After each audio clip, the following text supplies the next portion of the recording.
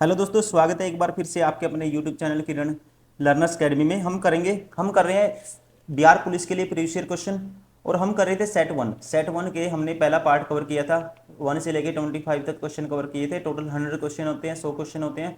अभी इस वीडियो में करेंगे इसका second part, that is question number 26 to 50 तक कवर करेंगे। ठीक है, और ये क्वेश्चन पेपर दोस्तों पूछा गया था 14/4/2010 को। जितने भी क्वेश्चन आए थे सारे इस वीडियो में सेकंड पार्ट में इसके कवर करेंगे। ठीक है, सेकंड पार्ट में उतने क्वेश्चन कवर करेंगे, कहने का मतलब 26 से 50 तक। और सारे हम कवर करेंगे इस सेट को कंप्लीट 4 वीडियो में।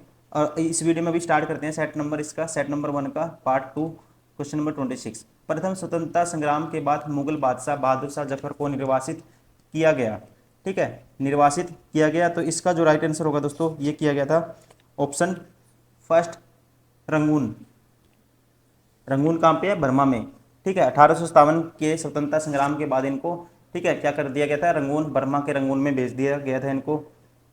और 1862 में यहीं रंगून में जेल में इनकी मृत्यु हो गई थी। ठीक है और यहीं पे इनको रंगून में इनको दफनाया गया था। राइट आंसर होगा option first, Rangoon. Question number 27, निम्नलिखित में से किसे भूमध्य सागर की कुंजी कहा जाता है? ठीक है, भूमध्य सागर की दोस्तों कुंजी कहा जाता है। राइट आंसर होगा जिब्राल्टर जल संधि को। ठीक है, किसे कहा जाता है? जिब्राल्टर जल संधि को भूमध्य सागर की कुंजी कहा जाता है। क्वेश्चन नंबर 28, सिजगी क्या है? सिजगी क्या है? सिजगी है सूर्य, पृथ्वी तथा चंद्रमा की एक सीधी रेखा में स्थिति। ठीक है, उसे बोलते हैं सिजगी। क्वेश्चन नंबर 29, निम्नलिखित में से कौन सा राजा हर्षवर्धन के समय के जानकारी के लिए सबसे अच्छा स्रोत है दोस्तों? ठीक है, तो इस राजा का नाम है, राइट आंसर होगा बाणभट्ट। ठीक है, इन्हीं के एक दरबारी कवि थे और इतिहासकार थे जिनका नाम है बाणभट्ट, और इन्होंने ये पुस्तक लिखी थी हर्षचरित। ठीक है, और जो बताती है राजा हर्षवर्धन के समय की पूरी जानकारी यहाँ से मिलती है। तो राइट आंसर होगा ऑप्शन 4, बाणभट्ट। क्वेश्चन नंबर 30, निम्न में से कौन सा शहर नील नदी के किनारे बसा हुआ है? ठीक है, नील नदी के किनारे इनमें से बसा हुआ है खार्तूम। कौन सा बसा हुआ दोस्तों? खार्तूम अफ्रीका के सूडान की राजधानी है। ठीक है, और ये नील नदी के किनारे बसा हुआ है। Option second is correct. Question number 31, संसार का सबसे छोटा महासागर कौन सा है? संसार का जो सबसे छोटा महासागर है दोस्तों, ठीक है, इसका राइट आंसर होगा ये है अंध महासागर। ऑप्शन सॉरी, आर्कटिक महासागर। सबसे छोटा पूछा है दोस्तों, सबसे छोटा कौन सा है? सॉरी, आर्कटिक महासागर। पृथ्वी के उत्तरी गोलार्ध में स्थित उत्तरीय द्रवीय महासागर, या कह सकते हैं आर्कटिक महासागर, जिसका विस्तार आर्कटिक उत्तर ध्रुवीय क्षेत्र में है। विश्व के 5 प्रमुख समुद्री महासागरों में से यह सबसे छोटा और क्या है दोस्तों? उथला उथला टाइप की इसकी जो आकृति है, शेप है। ठीक है, ये सबसे छोटा है। राइट आंसर होगा option third.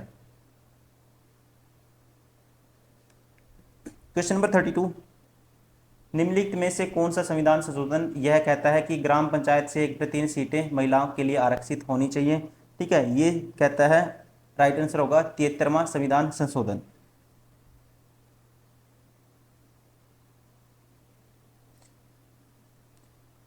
Option 4 is correct. Question number 33, Peshwa Bajirao प्रथम द्वारा इनमें से कौन सा इलाका नहीं जीता गया था? ठीक है, पेशवा बाजीराव प्रथम दोस्तों 1720 से लेकर 1740 तक थे ये। और इनके साम्राज्य का इस टाइम में बहुत सारा विस्तार हुआ था, लेकिन बाजीराव प्रथम उड़ीसा, ठीक है, उड़ीसा नहीं जीत पाया था। Option third is correct. Question number 34, Bharat के राष्ट्रपति को पद की शपथ कौन दिलाता है?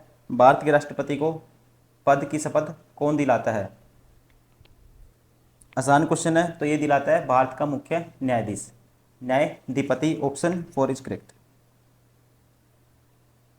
क्वेश्चन नंबर 35, राज्यसभा के सदस्यों का कार्यकाल कितने वर्ष का होता है दोस्तों? ये होता है 6 वर्ष का। राइट आंसर होगा option first. Question number 36,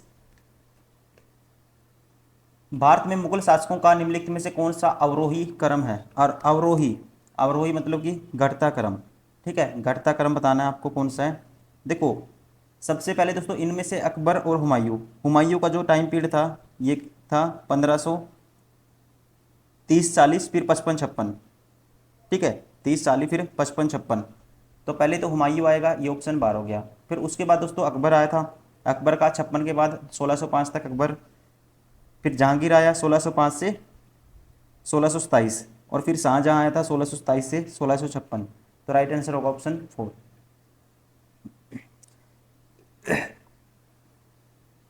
question number 37, राज्य अपहरण नीति डॉक्ट्रिन ऑफ लेप्से की शुरुआत किसने की थी? तो ये की थी दोस्तों, राइट आंसर होगा इसकी शुरुआत करी थी ऑप्शन सेकंड लॉर्ड डलहौजी ने। ठीक है, किसने करी थी? लॉर्ड डलहौजी ने। Option second is correct. और इसके तहत जो पहले हड़प्पा गया, सबसे पहले जो जिसपे दोस्तों कंट्रोल किया गया था इसके द्वारा, जो सबसे पहले हड़प्पा गया राज्य था इस नीति के द्वारा, ये था सतारा, महाराष्ट्र का। Option second is correct. कौन सा राज्य था पहले हड़प्पा था? जो सतारा। क्वेश्चन नंबर 38, सिंधु घाटी सभ्यता से संबंध स्थान लोथल निम्नलिखित में से किस राज्य में है? दोस्तों लोथल जो गोदीबाड़ा के नाम से भी फेमस है, ठीक है, ये क्या था? एक बंदरगाह था सिंधु घाटी सभ्यता का। तो ये है ऑप्शन सेकंड गुजरात में। क्वेश्चन नंबर 39, निम्नलिखित में से कौन कौन से सागर, कौन कौन से महासागर पनामा नहर से जुड़े हैं? पनामा नहर से दोस्तों जुड़े हैं, राइट आंसर होगा अटलांटिक और प्रशांत महासागर। ठीक है, कौन कौन से? अटलांटिक और प्रशांत महासागर किससे जुड़े हैं? पनामा नहर से। क्वेश्चन नंबर 40, भारत में वृक्षारोपण उत्सव जिसे वन महोत्सव कहा जाता है के जन्मदाता कौन है? तो दोस्तों राइट आंसर होगा इसके जन्मदाता हैं ऑप्शन सेकंड के.एम. मुंशी। ठीक है, option second is correct. Question number 41, दफला तथा सिंगपो जनजातियां निम्नलिखित में से किस प्रदेश में पाई जाती है? ठीक है, दफला और सिंगपो दोस्तों जनजातियां हैं, ये हैं अरुणाचल प्रदेश की। Option third is correct. Question number 42, silent valley project का संबंध निम्नलिखित में से किस राज्य से है दोस्तों? ठीक है, साइलेंट वैली का जो संबंध है ये है ऑप्शन सेकंड केरल से।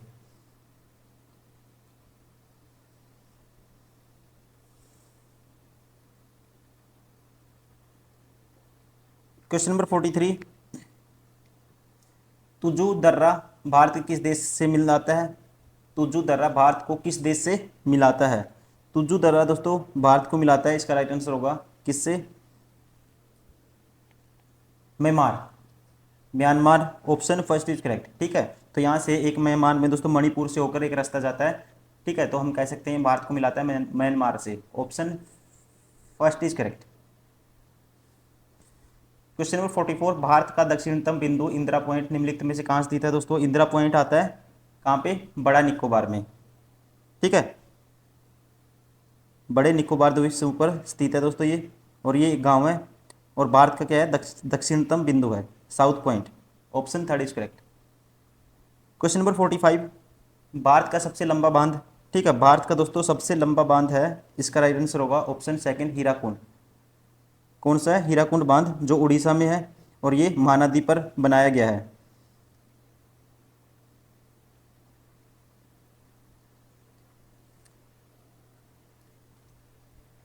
क्वेश्चन नंबर 46,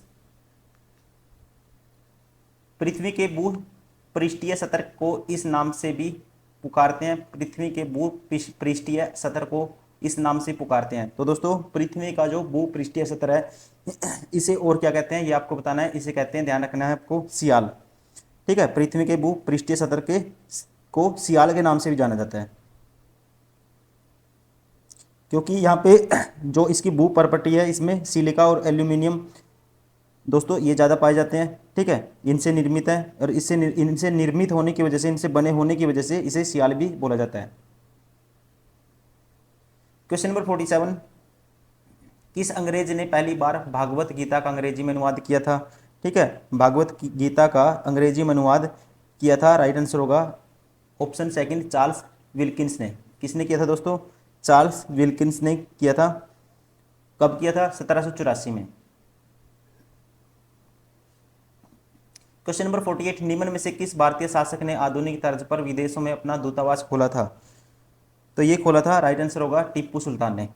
ठीक है, टीपू सुल्तान 1750 से लेके 1799, जो कर्नाटक है दोस्तों भारत में, और जिसे क्या कहते थे, मैसूर, यहाँ के ये शासक थे। और इन्होंने आधुनिक भारत की तर्ज पर विदेशों में अपना दूतावास खोला था। राइट आंसर होगा option 4 Tipu Sultan. Question number 49, संविधान के किस अनुच्छेद के अंतर्गत प्रत्येक राज्य अपनी मृतभाषा का प्रसार एवं अनुदेश प्राथमिक शिक्षा में लागू कर सकता है? ठीक है, संविधान के किस अनुच्छेद आर्टिकल के अकॉर्डिंग प्रत्येक दोस्तों जो स्टेट है अपनी मातृभाषा का प्रसार एवं अनुदेश प्राथमिक शिक्षा में लागू कर सकता है? तो ये इसकी जो गारंटी देता है ये है article 350A। Article 350A option 3 is correct. Question number 50, हड़प्पाकालीन सभ्यता का विशाल कोठार अनाज संग्रह कहाँ से मिला है दोस्तों? तो ये मिला था, आपको पता ही होगा, मोहनजोदड़ो से। कहाँ से मिला था? मोहनजोदड़ो से। Option 1 is correct. और मोहनजोदड़ो दोस्तों, इसका मतलब क्या होता है? मृतकों का या मुर्दों का टीला। और इसकी खोज 1922 में राखलदास बनर्जी द्वारा की गई थी। और इसका जो हड़प्पाकालीन सभ्यता का जो विशाल कोठार है ये अनाज संग्रह है। ठीक है, ये भी कहाँ पे है? मोहनजोदड़ो में। Option 1 is correct, right answer होगा ऑप्शन 1 दोस्तों। तो ये था इसका सेकंड पार्ट। हम कर रहे हैं सेट बिहार पुलिस के लिए प्रीवियस ईयर क्वेश्चन, और ये कर रहे थे हम सेट नंबर 1। और सेट वन नंबर का ये था फर्स्ट सेकंड पार्ट। इससे पहले एक पार्ट किया था, अब ये दूसरा पार्ट है। और इससे पहले बहुत सारे हजारों क्वेश्चन हम प्रीवियस ईयर क्वेश्चन प्रैक्टिस कर चुके हैं। लेटेस्ट क्वेश्चन थे वो कवर कर चुके हैं। वो होने के बाद हम कर रहे हैं जो दोस्तों जो थोड़े से पहले पूछे गए हैं 2010 से 20 के बीच में। हमने किए थे 20 से लेके 20, 21, 22 ये कवर किए थे, 24 तक। अभी कर रहे हैं हम 10 से लेके 20 तक कवर करेंगे। ठीक है, इसके भी हजारों क्वेश्चन होंगे। आप लगातार प्रैक्टिस करते रहिए। कोई डाउट आता है आप यूट्यूब पे कमेंट कर सकते हो वीडियो के ऊपर, और प्लेलिस्ट में आप लगातार प्रैक्टिस करते रहिए। कोई डाउट है आप कमेंट करिए, बेझिझक कमेंट करिए। और कुछ और आपको देखो जो हम करवा रहे हैं, अगर कुछ भी डाउट आता है आप कमेंट तो करिए। और कुछ और सुजेशन है आप वो भी बता सकते हो। हम आपके लिए हर पूरी हेल्प कर रहे हैं कि लगातार आपको ये कोई भी कॉन्सेप्ट, देखो हमारी किन पब्लिकेशन की बुक आती है, बहुत सारे टॉपर हैं जो इस बुक को पढ़ के सिलेक्ट हुए हैं बिहार पुलिस में।